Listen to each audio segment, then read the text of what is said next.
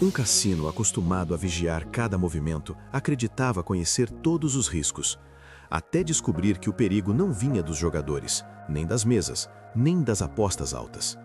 Ele vinha de dentro, caminhando pelos corredores, usando o crachá, acessando sistemas e observando tudo em silêncio, enquanto o dinheiro mudava de mãos sem levantar suspeitas. O que começa como pequenas vantagens invisíveis logo se transforma em um esquema preciso, onde confiança vira arma e o próprio cassino passa a jogar contra si mesmo. Essa é a história de quando a casa, famosa por nunca perder, percebeu tarde demais que quem controlava o jogo já não estava do outro lado da mesa. Curiosofobia. As portas douradas se abrem todas as noites como se estivessem respirando, deixando escapar luz, música e a promessa silenciosa de que ali dentro tudo é possível. O ar é denso, misturado com perfume caro, cigarro e expectativa. Fichas deslizam sobre o feltro, cartas batem na mesa, câmeras observam cada movimento. O cassino se apresenta como uma fortaleza moderna, construída para nunca perder. Um organismo vivo que calcula riscos, prevê comportamentos e transforma probabilidade em lucro. Para quem entra, a sensação é de espetáculo. Para quem trabalha ali dentro, é de controle absoluto. O que quase ninguém percebe é que esse controle depende menos das máquinas e mais das pessoas. Cada mesa, cada câmera, cada relatório passa por mãos humanas, por decisões que parecem pequenas demais para levantar suspeitas. Nos corredores internos, longe dos salões iluminados, existem portas discretas, sem brilho, que levam a salas frias, cheias de monitores, números e códigos. Ali, funcionários circulam com naturalidade, conhecendo rotinas, horários, pontos fortes e principalmente pontos cegos. São pessoas confiáveis, escolhidas a dedo, treinadas para proteger a casa contra qualquer ameaça externa. Durante anos, seus nomes nunca aparecem em relatórios problemáticos. Eles fazem parte da engrenagem invisível que mantém o cassino funcionando como um relógio suíço. É justamente essa invisibilidade que cria conforto. Quando ninguém olha duas vezes, quando a confiança é total, certas possibilidades começam a surgir na mente de quem conhece o sistema por dentro. Tudo começa de forma quase imperceptível. Uma conversa casual perto de uma mesa específica, um olhar que dura um segundo a mais diante de uma jogada improvável, um pagamento aprovado sem questionamento. Nada grande o suficiente para soar como alarme. O cassino continua ganhando, os números gerais permanecem saudáveis e qualquer pequena perda é absorvida como parte do jogo. Mas por trás dessa normalidade, padrões começam a se formar, ainda invisíveis para quem só enxerga o quadro completo. Em um ambiente assim, o excesso de dados pode ser tão perigoso quanto a falta deles. Quando tudo parece sob controle, ninguém procura por algo que ainda não tem nome. Alguns funcionários passam a frequentar os mesmos turnos, as mesmas mesas, os mesmos jogadores. Não há encontros secretos em becos escuros, apenas proximidade repetida, familiaridade construída aos poucos. Jogadores profissionais aparecem como tantos outros, confiantes, disciplinados, com vitórias que parecem fruto de talento e sorte. Eles entram, jogam, ganham e saem sem chamar atenção. O cassino já viu isso antes. O problema é que, desta vez, algo muda no ritmo interno da casa. Pequenos ajustes fazem toda a diferença. Uma câmara levemente desalinhada, um atraso mínimo na comunicação, um procedimento seguido de forma flexível demais. Coisas que, isoladas, não significam nada. O brilho das mesas continua intacto, mas nos bastidores a confiança começa a se transformar em terreno fértil. O sistema, desenhado para impedir trapaças externas, não foi feito para suspeitar de quem o opera. Cada acesso autorizado se torna uma chave silenciosa. Cada rotina conhecida vira um mapa. E sem que ninguém perceba, o cassino passa a jogar uma partida diferente. Uma em que as regras ainda não foram quebradas, apenas dobradas. Quando a casa acredita que está segura demais para ser enganada, ela deixa de olhar para dentro. As portas douradas continuam se abrindo noite após noite, convidando novos jogadores, mantendo a ilusão de que o risco está sempre do outro lado da mesa. Mas naquele silêncio controlado dos corredores internos, algo começa a se mover, lento, calculado e paciente. A confiança, antes o maior trunfo do cassino, começa a assumir outra forma.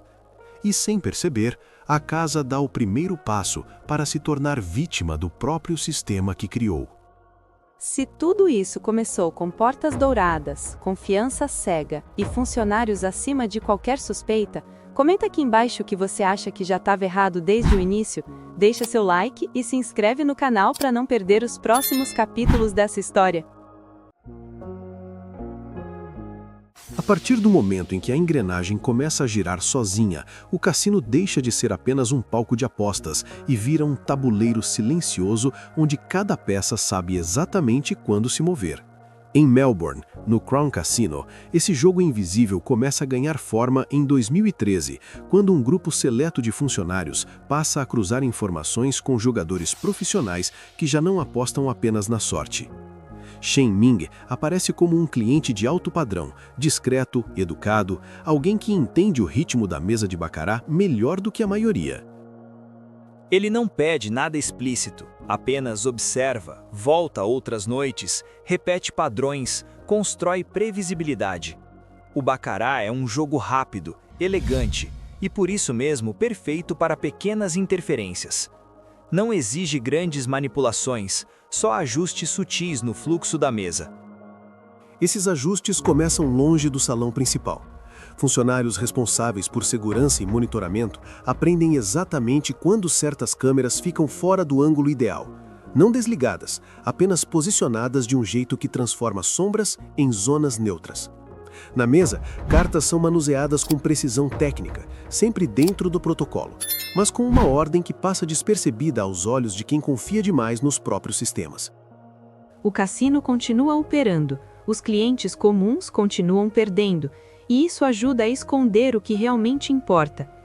Quando só um tipo específico de jogador ganha, e sempre da mesma forma, o problema não é o jogo, é o contexto. Chen Ming passa a vencer com consistência quase matemática. Ele entra, aposta alto, ganha em silêncio e sai. Os valores crescem. Milhões começam a circular sem levantar suspeitas imediatas porque o Crown está acostumado a lidar com grandes números.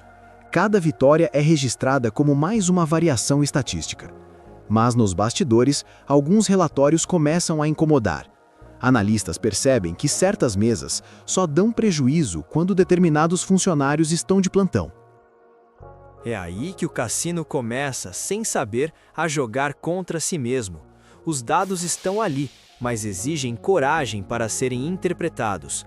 A tensão cresce quando auditorias internas cruzam imagens, horários e nomes. Pequenas coincidências se acumulam rápido demais para serem ignoradas.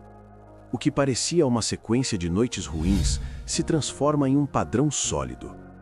Funcionários que nunca erraram passam a ser chamados para conversas reservadas.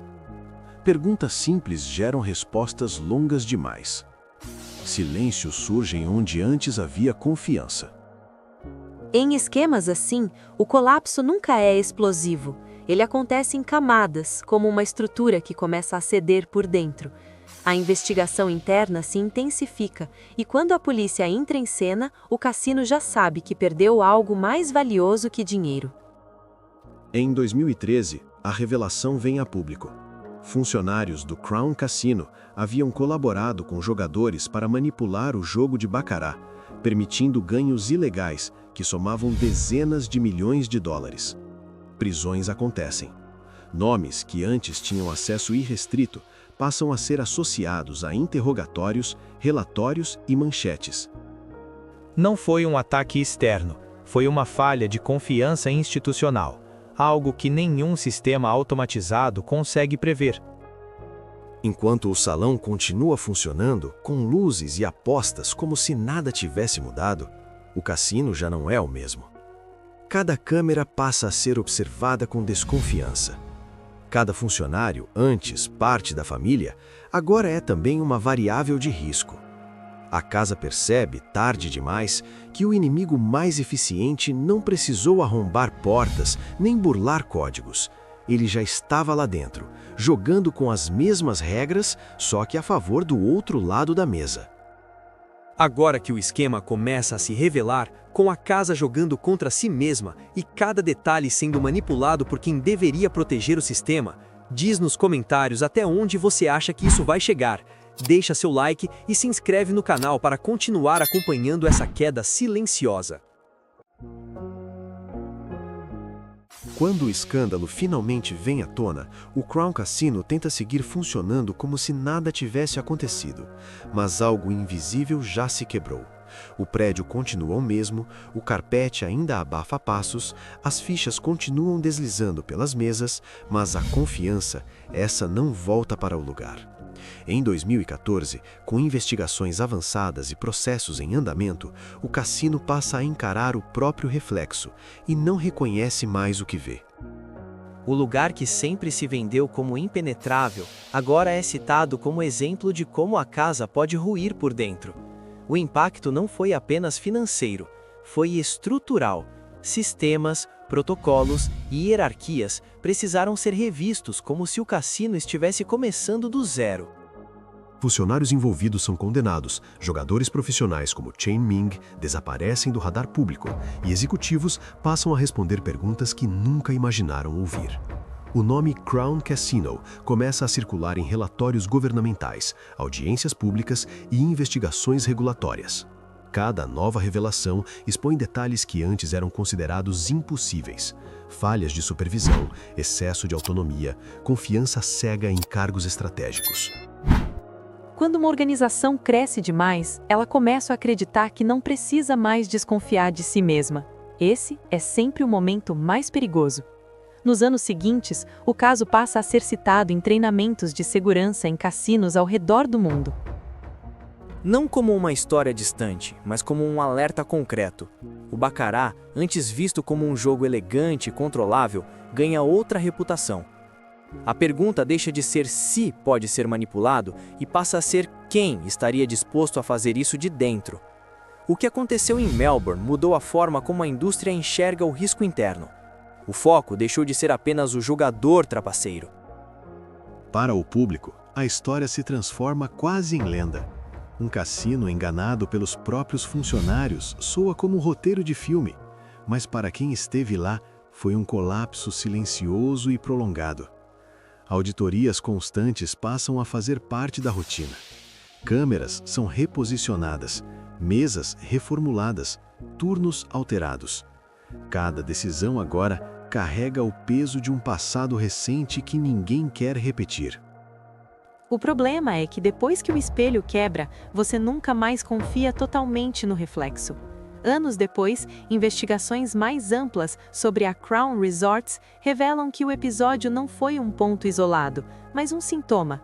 Questões de governança, fiscalização frouxa e cultura interna permissiva continuam surgindo.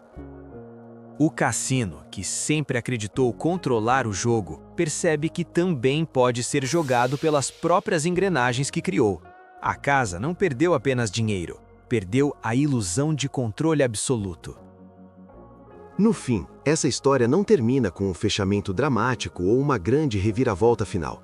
Ela termina com algo mais desconfortável. A certeza de que nenhum sistema é invulnerável quando quem opera esse sistema decide olhar para o outro lado. O Crown Casino continua de pé, mas nunca mais será o mesmo. Porque naquele dia, quando o espelho quebrou, a casa finalmente entendeu que o maior risco nunca esteve do lado de fora, esperando uma brecha. Ele sempre esteve ali, do outro lado da mesa, usando o mesmo crachá, seguindo as mesmas regras e apostando contra o próprio lugar que jurava proteger. Depois de ver como um cassino inteiro foi enganado de dentro para fora, com mesas manipuladas, câmeras ignoradas e a confiança sendo usada como arma, fica a pergunta sobre quantas outras histórias assim nunca vieram à tona. Se esse tipo de caso prende você do começo ao fim, deixa seu like, se inscreve no Curiosofobia e ativa o sininho, porque aqui sempre tem mais um segredo real esperando para ser revelado.